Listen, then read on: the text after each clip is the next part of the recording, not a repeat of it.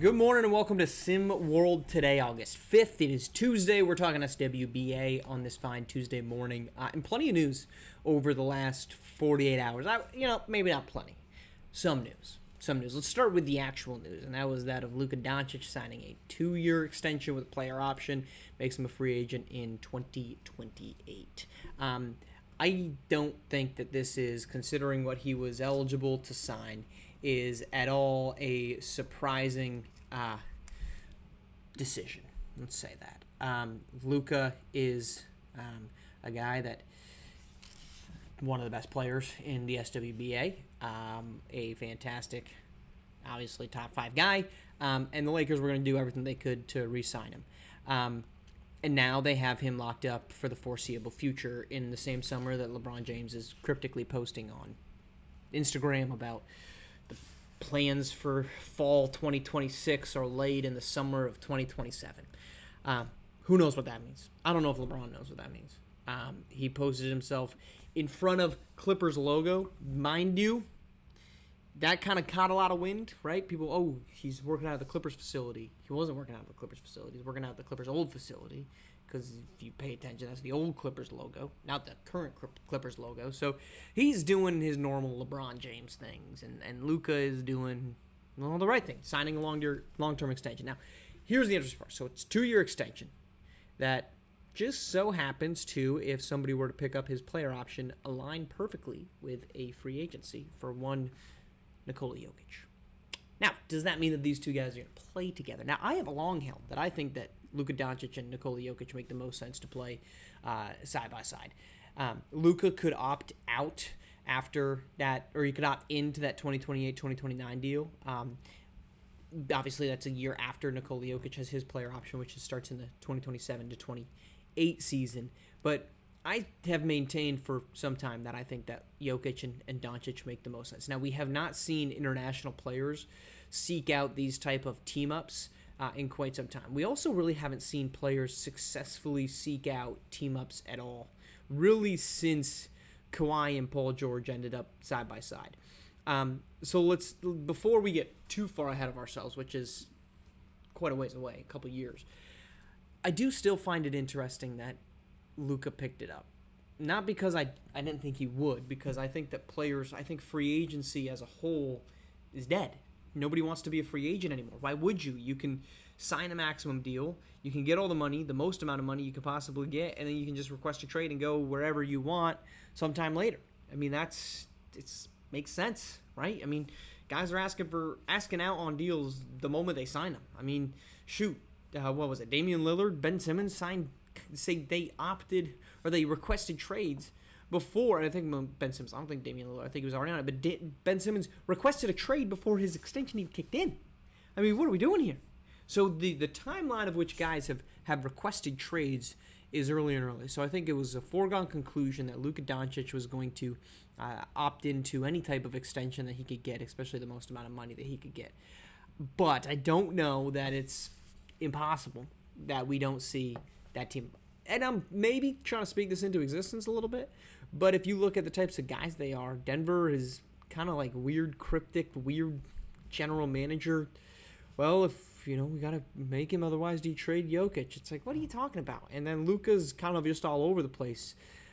But this also kind of just is salt in the wound for Dallas fans in a summer that they kind of made some weird signings. Yeah, you drafted Cooper Flag, but D'Angelo Russell was your big pickup, and I don't know. I don't leave this summer feeling all that super excited about where Dallas is at, but you got to feel pretty good about where Luka Doncic and the Lakers are. 2 more seasons, and that rides out. Now, LeBron's going to be a free agent, and it kind of made seem like every indication is that the Lakers either didn't want to offer him the long-term extension, or they. I mean, I don't know. That's kind of it. If you look at the LeBron Lakers situation, if the Lakers wanted to sign him, do an opt out and then a 1+1, they probably would have offered it, and LeBron probably would have picked it up, right? If you're going to make the same, if not more money, probably pick it up. So that makes me think that they didn't offer him anything. And if they didn't offer him anything, then they're more so eyeing the future, and the future with Luka Doncic and not a future centered around LeBron James, which honestly, why would you? I mean, this has been kind of a will he, won't he last 5 seasons, and maybe it's just time to be done. And it seems like that's where we're trending in that direction. Is Luka which should be, right? Luka's the center point. It feels as if LeBron James is on the way out, and maybe he gets traded, maybe he doesn't. I don't know. I don't pretend to be that involved or that in the know with his camp, because his camp's pretty well established. But it's definitely a Luka future, and it's not a LeBron one. And they just doubled down on that with that pickup. Not a lot of breaking news outside of there's a possibility that those 2 contracts, Luka's and Nikola Jokic's, could line up for maybe a team up. I still think it should happen. I still think that would be the best combination that either of them could get. Nikola Jokic would be 33 at the time, and Luka would be however old, in his late 20s. Would make a lot of sense for the 2 of them. All right, let's go to the other one where I feel as if we're starting to be a little bit of sunken cost fallacy with our friends here at ESPN. So Shams Charania comes out and says, well, there's been people within the Bucks organization who have been talking about maybe a move of Giannis. And this comes after Shams in the middle of the summer or middle of the finals said, hey, this could be the most active, craziest offseason. This offseason's kind of been a dud. I mean, I've said that multiple times on here. The biggest deal, the biggest shock was Kevin Durant to the Rockets, which, like, if you were watching that in real time, it was kind of like, well, this is the only move that makes sense, right? He doesn't want to go to these other places. This is the team that has the assets. They've always had the assets. They've always been the team that was going to be the player for a big star, and they finally got it. And so we're kind of doing a couple things. One, it feels like we're trying to really ramp up this. This could be the most chaotic, crazy offseason ever. I just don't think it's going to get there. I don't. At this point, I don't know what's matching up with 2019, in which you had Kyrie and KD go to the Brooklyn Nets.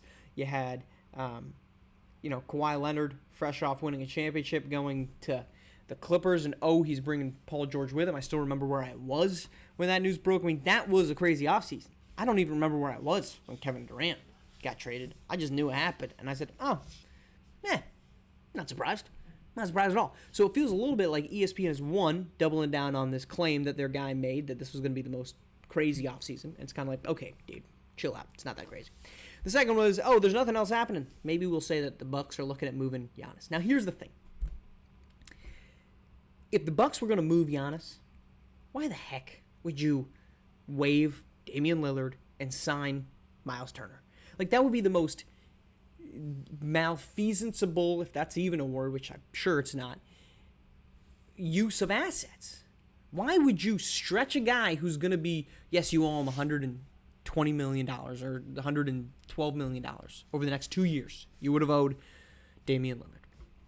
If you're going to move Giannis, then there's 0 point in waiving and stretching and spreading all that money across 5 seasons when you can just say, well, we'll move on from Giannis, we'll be mediocre to bad, and you know what? $50 million goes to Dame, he's not even playing. Oh, well, that stinks, but we're moving on. It would make 0 sense to commit 5 years to Damian Lillard and an additional 4 to Miles Turner if you're just going to turn around and trade Giannis Antetokounmpo. Because what's going to be on the table, right? Houston probably still has some pieces left in the chamber if they want to use them. But are you getting Asar Thompson back? And does $50 million in the salary spot of Miles Turner make sense as your second guy? No. Miles Turner makes sense if your number one guy is Giannis. And truthfully, we're probably giving a little bit more oxygen and attention to this non-story than we should. But it's just kind of to say, stop it. This isn't happening. It's not. And you know what? Look, it could happen. And if it does, then it's malpractice by the Bucks organization and a masterclass in how to waste the assets that you have on your team if they decide to trade away Giannis Antetokounmpo after already making this financial commitment to Miles Turner, and as part of that, waiving and stretching Damian Lillard's $110+ million over 5 years. It would be idiotic. Lastly, restricted free agents. Now, look, we're not re-diving into what is the future of restricted free agency. We're not re-diving into will the Warriors do it or will they not. I think we've reached a point the Warriors have said they are no longer entertaining signing trade offers. So what does that tell you? That the Warriors are probably looking across the table at Jonathan Kuminga and his camp and saying, you have two options. You take the option that we have on the table, that we've offered you, which is all reporting is 2 years, $45 million. First year about 21. Or you take this second offer, which is the qualifying offer, which you make about $8 million. 8 or 21. Your call. Because if you do the 8 and you pick that up, that's great. You're not going to make up that money on your next deal, because your next deal, based off the market that's been given out there, is probably in the $20 to $23 million range. So you're still going to be down about $12 million. And if we trade you to a team that wants to have you on it, they better have salary cap space next summer so they can sign you, because if you are traded on a qualifying offer, you lose your bird rights. So the only way to get that $25 million that you might want or more is to go to a team that has that much salary cap space. And if I'm a team that has that much salary cap space and I get no benefit for trading for you, then why would I trade for you in the regular season? It was why the decision by the Lakers to push in to get Anthony Davis in the trade deadline, when you could have just waited 5 months and you could have traded for, or you could have signed him outright in free agency and not lost Lonzo Ball, Brandon Ingram, Josh Hart, and all the draft picks, including the one that became number 4. You could have done that, but you just did it early. It was a dumb move at the time. And it would be a dumb move for any team to say, yeah, we'll trade for Jonathan Kuminga, we'll lose his bird rights, but we're going to sign him in the offseason, so it's great. No, you just went trade for him. That's what's on the table, right? It seems like there's a pretty obvious choice here. If it's about money, and it's always been about money, then you take the money from the Golden State Warriors. If it's about your decision to go where you want, then you're going to lose and probably not make back $12 million. Now, is that a bad thing? No, that's not what we're here to talk about. What we're talking about is what is the takeaway from this. And the takeaway is not the talent level. It's the market.